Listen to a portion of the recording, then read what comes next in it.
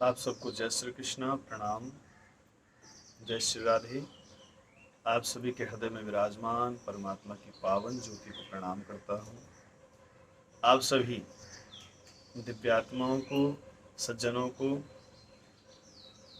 जय श्री राधे, जय श्री कृष्णा के साथ साथ आप सबका दिन आनंदमय और मंगलमय हो, इसी कामना के साथ सद्गुरुदेव के श्री चरणों में, भगवान भोलेनाथ के, कृष्ण बलदेव के श्री चरणों में प्रार्थना। अखण्डमण्डलाकारं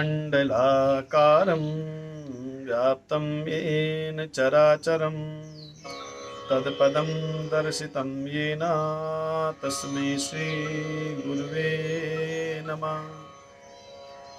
ध्यानमूलं गुरुर्मूर्ति पूजामूलं गुरुपदं मन्त्रमूलं गुरुवाक्यं मोक्षमूलं गुरुकृपा।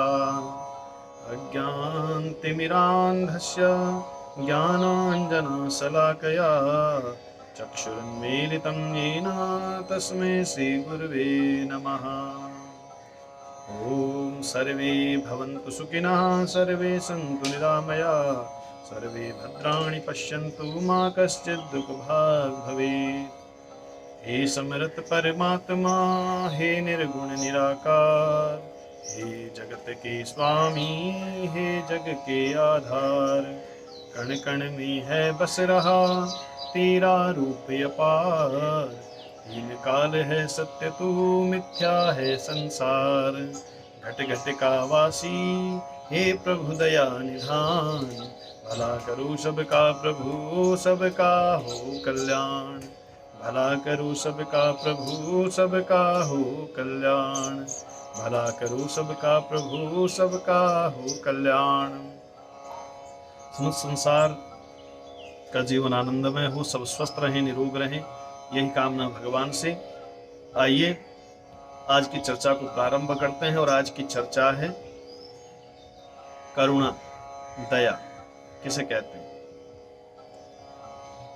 और श्रेष्ठ भक्ति कौन सी है। जैसा आप सभी सज्जन जानते हैं, दया धर्म का मूल है और पाप मूल अभिमान। जिसके अंदर दया का भाव है उसके अंदर कहीं ना कहीं धर्म जीवित है। और सज्जनों, दया का उल्टा होता है याद। यानी परमात्मा किसको याद करते हैं? जिसके हृदय में दया का वास है। जिसके हृदय में दया नहीं है, भगवान उसको याद नहीं करते, बल्कि उससे दूर होने का प्रयास करते हैं। चाहते नहीं भगवान उसके नजदीक आना, क्योंकि जिसके हृदय में दया का भाव नहीं है, भगवान उससे कभी प्रसन्न हो नहीं सकते। क्योंकि दया एक ऐसा गुण है जिसके होने से आप दूसरे का अच्छा सोचते हो, दूसरे के दुखों को कम करने का प्रयास करते हो, दूसरे की पीड़ा को समाप्त करने का प्रयत्न करते हो। दूसरे की पीड़ा से आपकी आत्मा को तकलीफ होती है, आपके अंदर बेचैनी होती है। ये दया है।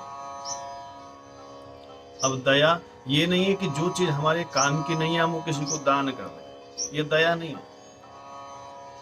जिस चीज से हम ऊब गए हैं वो दूसरे को दे दें, ये दया नहीं है।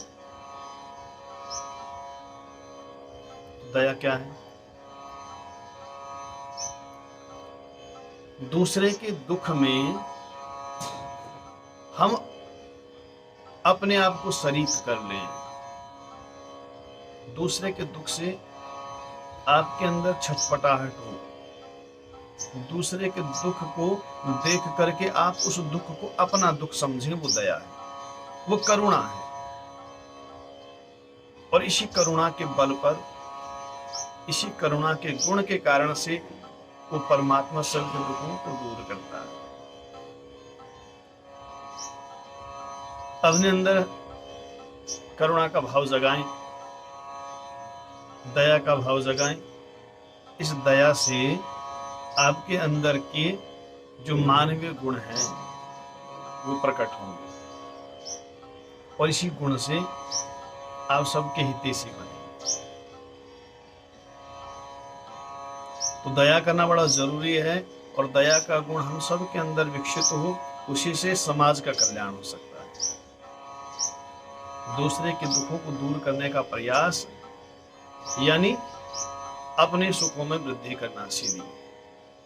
अगर आप दूसरे के दुखों को दूर करने का प्रयास करेंगे, आप दया करेंगे, तो भगवान आपको याद करेंगे, आपको याद करेंगे तो आपको अवश्य वो सब कुछ मिलेगा जिसकी आपको जरूरत है। अब श्रेष्ठ भक्ति किसको कहते हैं, ये प्रश्न एक बार सौनकादिक ऋषियों ने सूत जी महाराज से पूछा। श्रीमद् भागवत का एक प्रसंग, सौनकादिक ऋषियों ने सूत जी से पूछा, पहला ही प्रश्न कि मनुष्य के कल्याण का श्रेष्ठ मार्ग कौन सा है, ऐसा कौन सा मार्ग है जिससे जीव का कल्याण हो। सौनकादिक ऋषियों ने पूछा, पुंसाम एकांततः श्रेयः किम असीत्। पुंसाम एकांततः श्रेयः किम अस्ति। मानव के जीवन के कल्याण का मार्ग आप हमें बताइए, श्रेष्ठ मार्ग कौन सा है। मार्ग तो बहुत है, लेकिन जो उत्तम है, जो प्रिय नहीं है पर श्रेय है, श्रेष्ठ है। एक होता है प्रिय यानी प्यारा, अच्छा, और एक होता है सर्वश्रेष्ठ।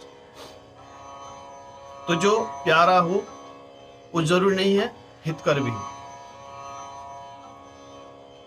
देखने वाली चीज बहुत सुंदर लग रही, लेकिन हो सकती है विषैली हो। वन में घूमते हुए आपको कोई सुंदर फल दिख जाए, लेकिन वो सुंदर फल देखने में तो बड़ा सुंदर लग रहा है, और आप उसको खा लें और उसके अंदर विष भरा हुआ है, तो आपको हानि पहुंचाएगा। इसलिए प्यारा जो दिखने में हो, जरूरी नहीं वो श्रेष्ठ भी हो। जो आपको अच्छा लगे जरूरी नहीं वो श्रेष्ठ भी हो। श्रेष्ठ जो होगा वो आपके लिए उत्तम होगा, फलदायी होगा, आपका अच्छा करने वाला होगा, जीवन में कल्याणकारी होगा, ये पक्का है। तो सूत जी महाराज ने सौनकादिक ऋषियों को उनके प्रश्न का उत्तर देते हुए कहा, सभी पुंसाम परो धर्मो यतो भक्तिरधोक्षजे अहेतुक्य प्रतिहता ययात्मा संप्रसीदति।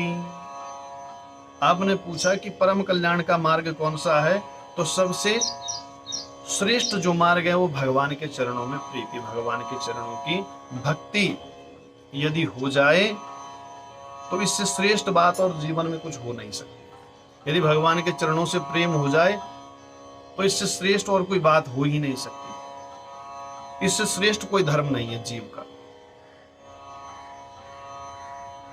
अब महाराज प्रेम हो जाए और भगवान की भक्ति करें। भक्ति कैसी करें? अहेतु की, जिसमें कोई हेतु के कारण केवल भगवान है, सभी कारणों के कारण भगवान है, लेकिन उनसे हम किसी कामना को लेकर के भक्ति ना करें।